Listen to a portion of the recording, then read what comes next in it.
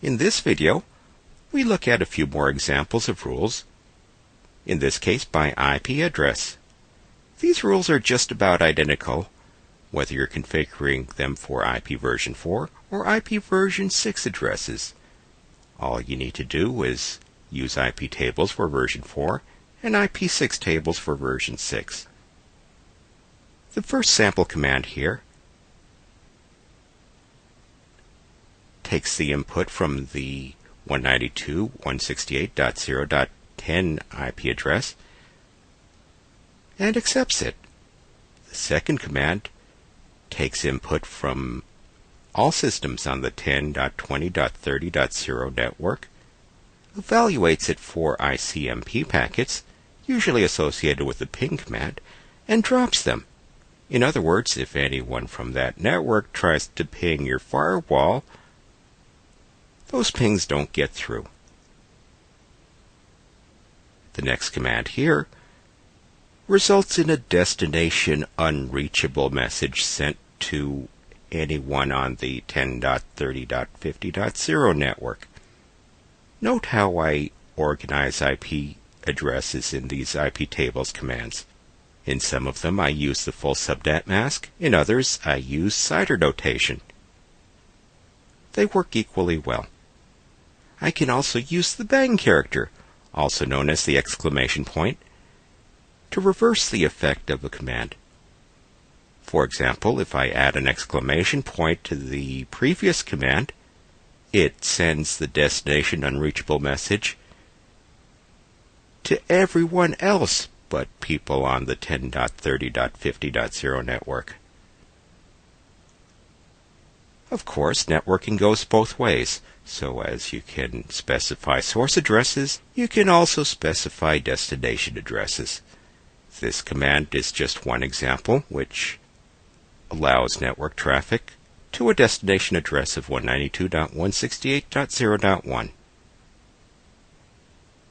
If you're creating a basic firewall using the security level configuration tool, you may just want to add a bit to it. So you need to know how to manage the chain. In that case, an IP tables -a command is not what you want, as it adds the rule to the end of a chain, and the last rule in a firewall, at least that created with the security level configuration tool, rejects packets. So if you add a rule after that, that's of no use.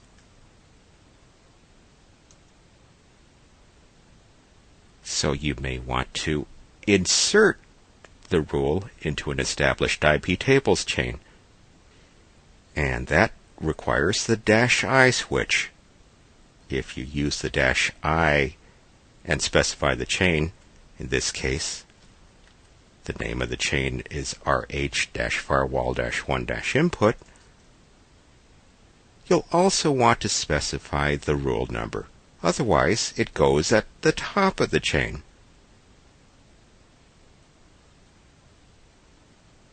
So to add the rule to the chain, let's add it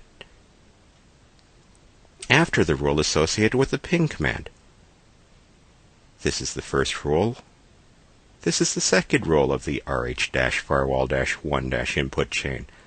So let's make it the third rule. Specifically, let's say IP tables insert into the RH-firewall-1-input rule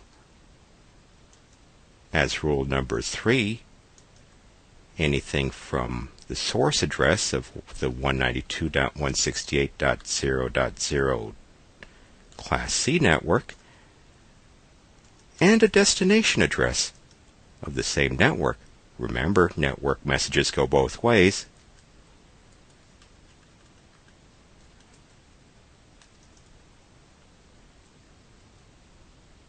And we want all such messages to be accepted. That's the right command. And let's check out the result. To list current IP tables rules, run the iptables-l command. And there it is, as rule number 1, 2, 3. Hooray! All messages to and from the 192.168.0.0 network are now accepted by the firewall. But this change doesn't survive a reboot, so you may need to make changes to the configuration file. You could add the command to a boot file such as et/rc.local,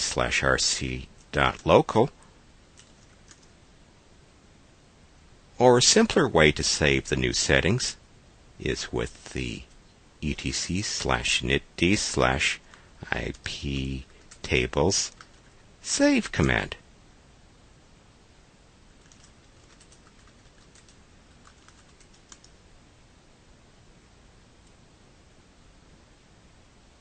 And there's the rule we added.